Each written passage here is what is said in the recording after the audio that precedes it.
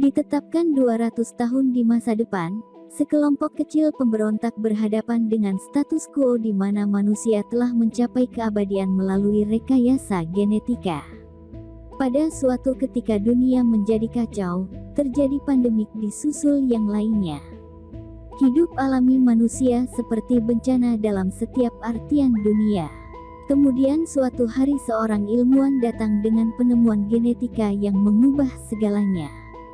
Begitu menakjubkan dan epik di dalam hasilnya, bahwa kehidupan di bumi tidak hanya diakhiri kematian.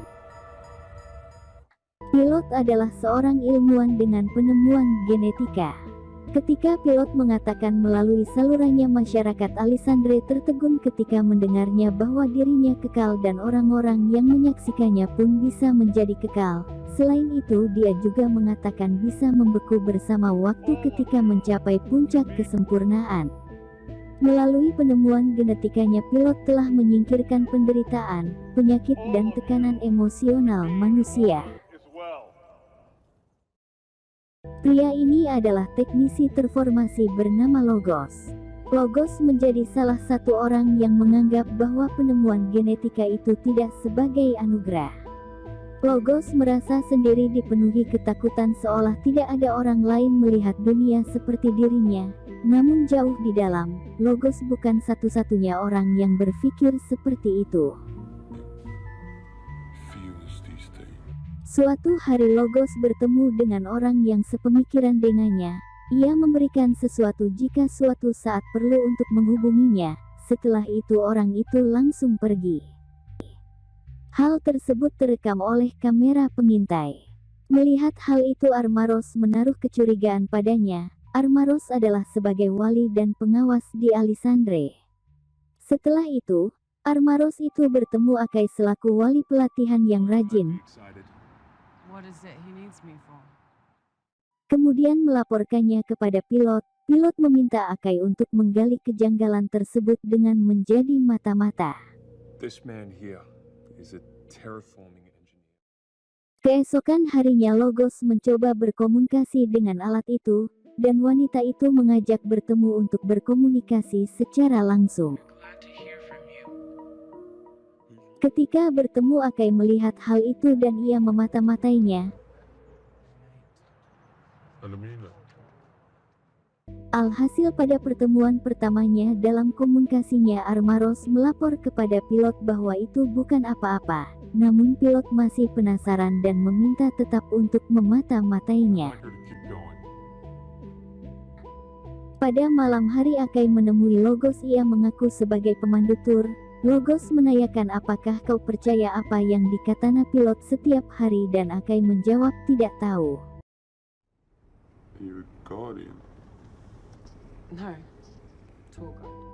Suatu ketika Logos diajak ke tempat wanita itu, dan ternyata terdapat kelompok orang-orang yang ingin membuat obat penawar pemeliharaan berkat buku panduan yang ditemukan dari orang yang bekerja secara dekat dengan pilot bertahun-tahun lalu. Hal itu bertujuan untuk mengembalikan eksistensi manusia sebenarnya. Di lain waktu Akai kembali bertemu dengan Logos dan dia memberitahu nama yang sebenarnya. Akai bertanya kepada Logos, apakah kau meminum obat pemeliharaan, namun Logos belum menjawabnya.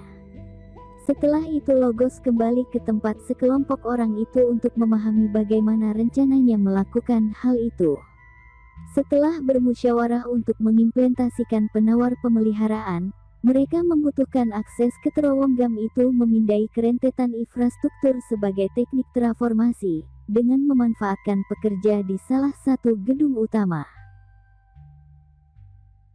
Setelah itu Logos menemui Akai untuk menjawab pertanyaannya bahwa di meminum obat pemeliharaan, Akai pun meninggalkan pembicaraan untuk meneruskannya nanti.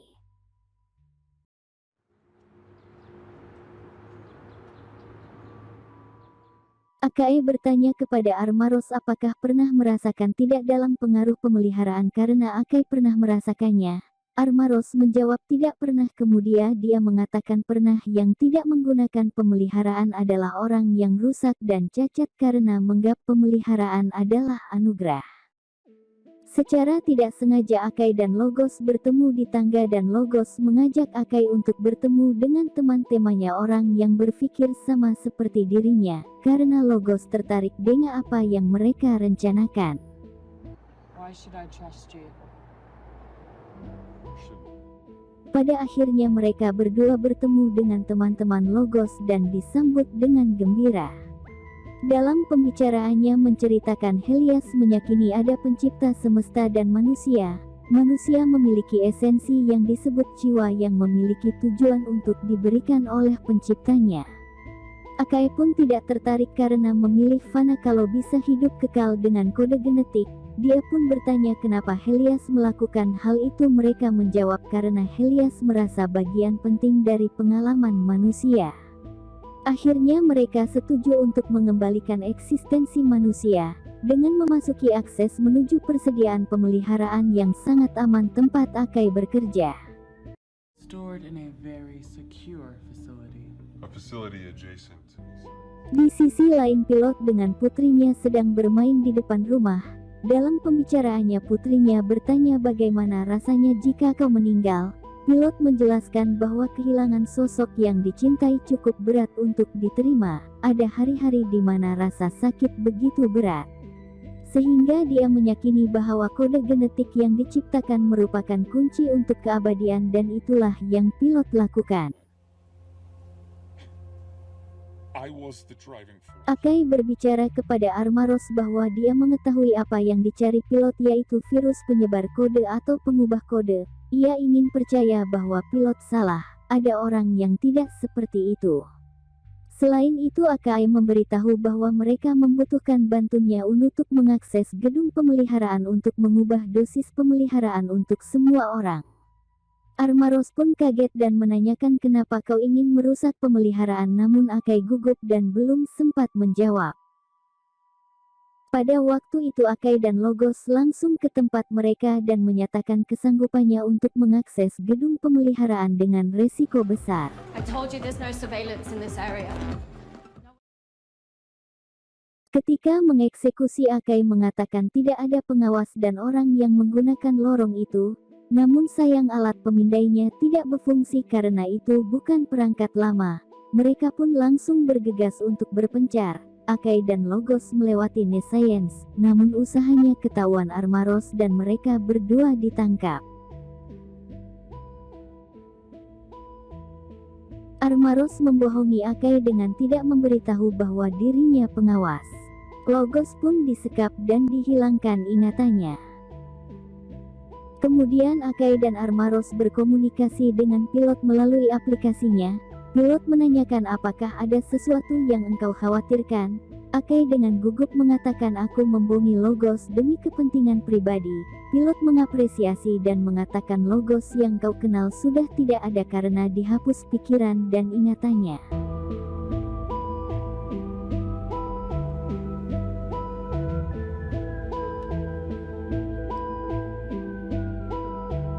Logos menjalani hidup sebagaimana masyarakat pada umumnya.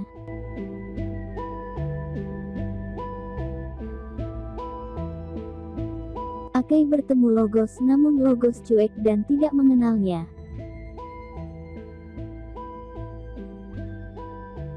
Untuk mendapatkan perhatiannya dia mencium Logos dan mengatakan yang sebenarnya terjadi, namun Logos merasa aneh tidak mengenalinya. I don't know who you are.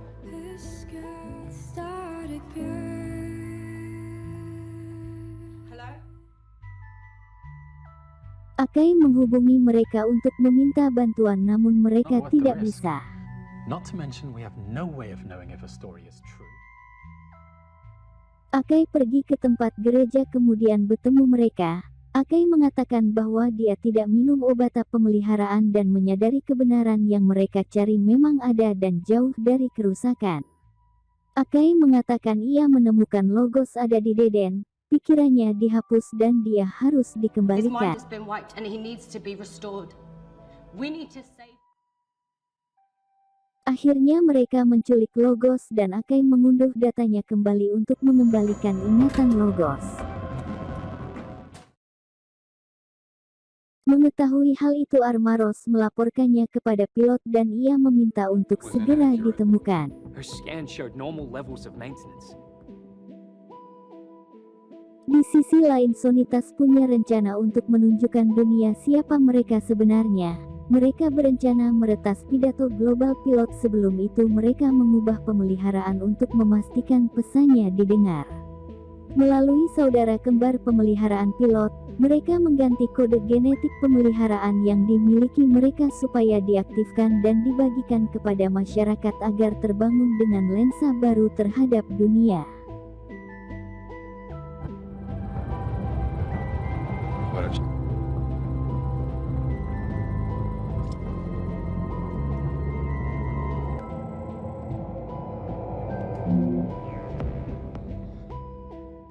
Logos menjadi incaran dan pengawas itu datang ke tempat mereka dan menyapu bersih tempat tinggalnya. Akhirnya mereka berpindah tempat dengan membangun tenda di dekat lereng hutan. Madorin merasa sedih karena Gergot dibawa oleh pengawas. Logos mengatakan kita bisa temukan dia dan memulihkannya seperti aku dan mereka merasa menyesal. We can find him, restore him like I was.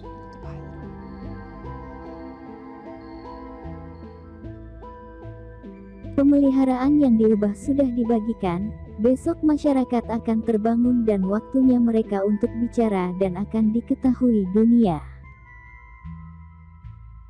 Pada malam hari Logos menggunakan alat penyebar pemeliharaan dan dia jatuh tidak sadarkan diri.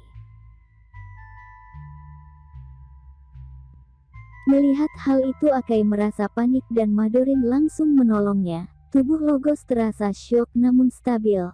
Akhirnya Logos pulih setelah beberapa waktu, ia merasa berbeda dan menjadi manusia yang bebas. Dan waktunya tiba pidato global pilot ketika itu diretas oleh Sonitas, dan Logos pun langsung berbicara seperti yang dia alami. Pilot terkejut masyarakat Alessandre tertegun mendengarkan Logos dengan saksama bahwa dia tidak lagi dipenjara oleh kode dan bisa menikmati keindahan. Masyarakat tidak hidup tetapi hanya ada. Mereka seperti robot terikat dengan rantai menjalani hidup stagnan.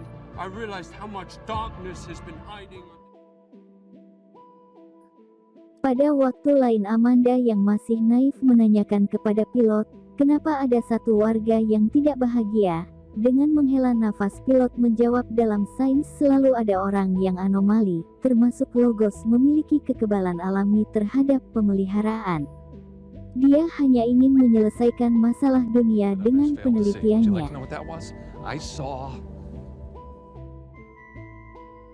Selain itu Akai pun ikut berbicara melalui saluran bahwa kita semua hidup dengan keyakinan buta pada seseorang. Armaros merasa panik berkomunikasi dengan pilot bahwa dia kehilangan kontrol terhadap masyarakat, namun pilot mengatakan tidak kehilangan apa-apa. Dia merasa menang karena datanya terdapat padanya dan tidak berguna bagi siapapun kecuali dirinya.